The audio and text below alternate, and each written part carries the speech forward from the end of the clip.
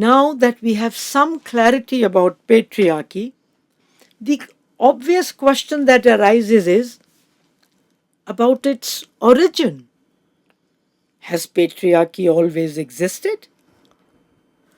Or were human beings created patriarchal? Now, there are many views on this. First is the traditionalist view of patriarchy. Traditionalists everywhere accept patriarchy as biologically determined. According to historian and author Gerda Lerner, traditionalists, whether working within a religious or scientific framework, have regarded women's subordination as God given, universal, or natural, hence immutable. Thus, it need not be questioned. What has survived? Survived because it was best.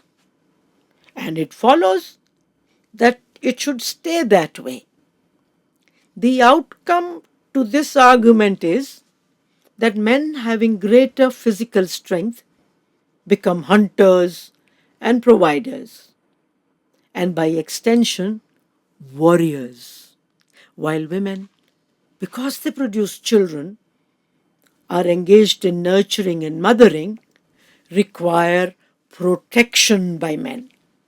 This biological deterministic explanation comes down unbroken from the Stone Age to the present times, and it believes that man is born superior.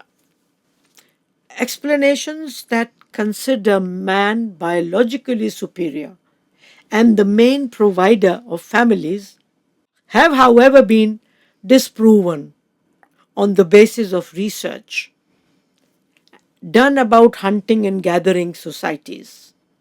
Big Hunt provided food only sometimes. The main and regular food supply was through gathering activities done primarily by women and even children. Moreover, in such societies, there is evidence of the existence of tremendous complementarity between men and women. In South Asia, even today, we find that in tribal societies, women command a lot of respect, and the differences in status of men and women are much less than in the so called advanced communities. Moreover, if male superiority and sexual division of labor were natural or God made, we would not find such vast differences in the way men and women and their roles are defined in different societies today. There are many societies in which biological differences between the sexes do not lead to extreme hierarchy between the sexes and in status and in power the way they do in some other societies where patriarchy is extreme. Such traditionalist views were, however, given not only by religious people. Pseudo-scientific theories were also propagated to prove that men were by nature superior and women by nature inferior. Many of them argued that because women bear children and menstruate, they are incapacitated and hence they are inferior. But then we have other explanations, and one is by Frederick Engels' explanation of the origin of patriarchy.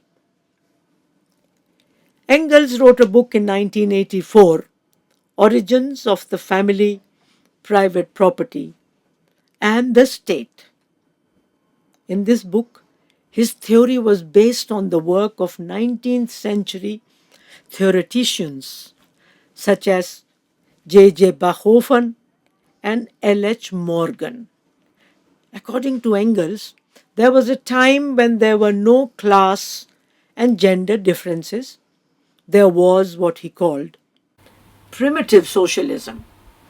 He outlines three phases in the development of human society: savagery, barbarism, and civilization. According to Engels' research in savagery, human beings lived almost like animals, gathering food and hunting. Ancestry was through the woman. There was no marriage and no notion of a private family or private property. During the phase of barbarism, while gathering and hunting continued, gradually agriculture and animal husbandry developed. A sexual division of labor gradually grew. However, women still had power. They also had control over gens or groups of human beings. Within gens, there were no classes, but there were conflicts between one gen and another. Meanwhile, men understood and found out the principle of impregnation.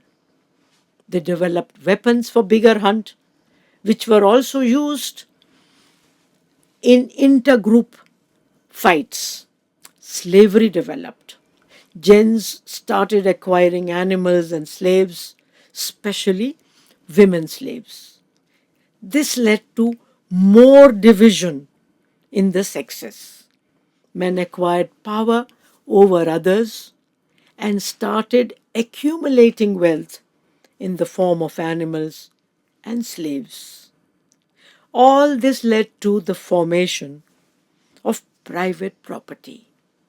And now men wanted to keep their power and their property and give it only to their own children. But men did not know who their children were. Only women knew this. To ensure and to know who their children were, their mother right was overthrown. Until then, there was only the right of the mother. Only she was known as the mother. And for men, the only way to know who their children are is to lock up women. Women had to be domesticated, locked up, and totally controlled so that only her husband had access to her bodies. According to Engels, it was in this period and because of these reasons that patriarchy was first established. And so was monogamy for women. Yes, monogamy only for women. Men kept their freedom to be polygamous and to have many women in their lives. Because surplus was now produced in the areas that men controlled, women became economically dependent. Modern civilization, according to Engels, was based on restricting women, especially of the propertied classes, to the sphere of home and to produce male heirs to inherit property.